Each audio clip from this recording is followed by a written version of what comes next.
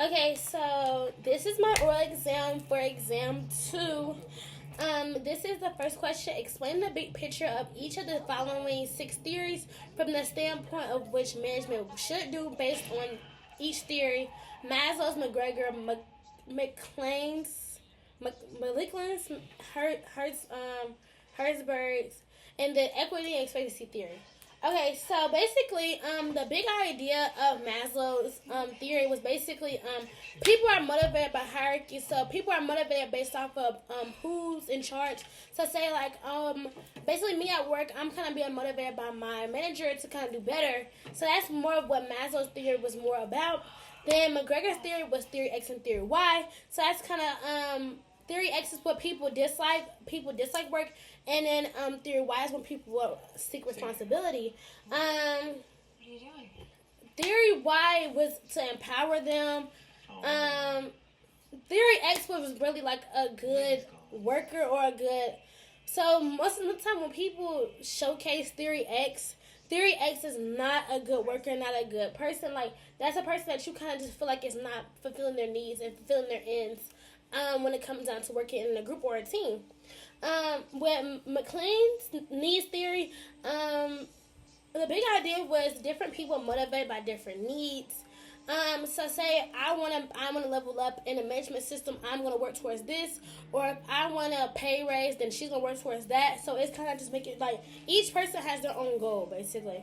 Um, Heisberg's two-factor theory. The big idea was hygiene factors to drive satisfaction. So basically, the management. So it was to fix hygiene issues, but focus on motivation. So basically, you're kind of like recognizing what you need to work on and working on that based off of that. That's kind of more so his theory in a sense. So it's really just making sure that you understand like your cons and kind of weighing out your pros more than your cons. Um, Equity theory. People compare input and output ratio. So equity just are you showing equity like or what you're doing unethical? So basically, is what you're doing right? Is what you're doing right or wrong? That's kind of showing if you're showing like the equity theory. Like if you're doing something that's right or wrong, should you be called out on it? Should people whistleblow? But yeah. Expectancy theory. The big idea is motivation equals expectancy. So like, I expect you to be one way, so you need to act the way that I say because, you know, I expect you to be one way. So when I give high expectations for somebody. I expect you to, uphold those standards. Okay, boom. Okay, so the second question is, give several job designs that management should use to make jobs lead to better organization outcomes. So, a couple of things that can lead to improve outcomes could be like job enlargement. So that can be like adding a variety to reduce boredom. So it's kind of like making sure that there's different types of varieties on what you're doing your projects on. So whether you want a project to be done a specific way, you should also give like other ways that they can like contribute to the project, other ways that the projects can be done, just so people can pick and depict which like way the project can be executed to their personality, to their like character. You have job enrichment, so that's basically responsibility and meaningfulness. So basically, everybody being like assigned a different task, making sure everybody is upheld to their responsibility. Then you have job rotation. Job rotation is like, rotating the roles within each team. So each team will be able to utilize every position, be able to know each position. So when it's given a task, they can be able to do each position. Then you have flexible work design. You offering to work in flexible hours, remote or flexible hours. So, flexible work design is kind of you being able to work outside of your comfort zone, become more flexible. You have team-based work, design jobs around collaboration and shared goals. So team-based work is basically, you working as a team, you being able to be a contributor and also being a listener at the same time. So yeah. Okay, so we also have give an example of a smart goal in a class setting and a work setting. So a class setting would be I need to complete and submit a 300-word research paper on leadership by October 30th and earn at least a B plus.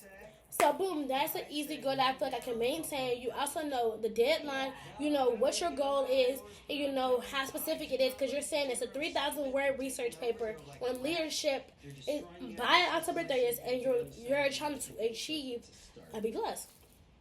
In the work setting, it could be I can want to increase my monthly sales by 10% by December 31st.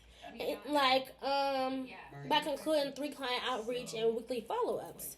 So it's basically saying that you want to reach this certain outcome by the end of the year, by December 31st, therefore giving a 10% increase on sales. But that's just that. So that's more of like a, more of a specific goal, basically saying that you want to increase your sales by this date, including those people. So yeah. Okay, so the next one I have is for each of the following, explain how it leads to biases and undermine performance management, both for you and someone evaluating you.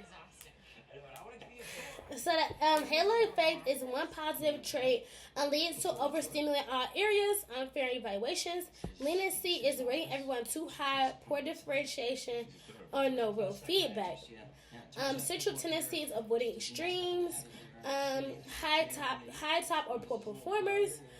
Recency effect is focusing on the recent effects and not in the now presentation and ignoring full performance history. Contrast effect is comparing people instead of objective standards. Inconsistent rating, so you're not staying within the guidelines. Self-serving bias, attributing your success to yourself, failures to others. Poor self-awareness. Fundamental attribution bias is over blaming others, personality rather than situation, leads to unfair judgment. Then you have credibility of sources, judging feedback based on who says it and not what was said. That can lead to dismissing valuable input. Then we have explain each of the following and how they lead to great individual and organization outcomes. So positive emotions. So, as far as positive emotions, they can build resilience, creativity, and collaboration. With mindfulness, you can improve focus, reduce stress, and enhance decision making. With psychological capital is hope, efficacy, resilience, optimism. It can lead to persistence and better performance. Signature strengths is using what you know to best leads to fulfillment. Using what you do best leads to fulfillment and higher productivity. Okay, and for question number 6, explain 4 group norms you might embrace to help you in your college years and your post-college career. So, 4 group norms, I basically say it's respectful communication, accountability, constructive feedback, and collaboration. They're all going hand in hand because without these 4 key factors, you will not lead to a successful group, a successful team. These are valuable skills that you will need to work on, especially being a business owner or somebody in charge. So, 7, explain how you believe dynamics can be managed by you to enhance your college years and post college career. Okay, so management team dynamics for success would be clarifying roles and expectations, encourage inclusivity, resolve conflict early, build psychological safety, and regular check-ins. And then last but not least, explain 3 forms that trust comes in. Explain 3 forms. Trust can come in competence-based trust, integrity-based trust, and also benevolence-based trust. Competence-based trust is trusting others capable and skilled to be capable and skilled. Integrity-based trust is trusting others to do the right thing. And then benevolence-based trust is believing others have your best interest at heart. So yeah, that's the end of my oral exam.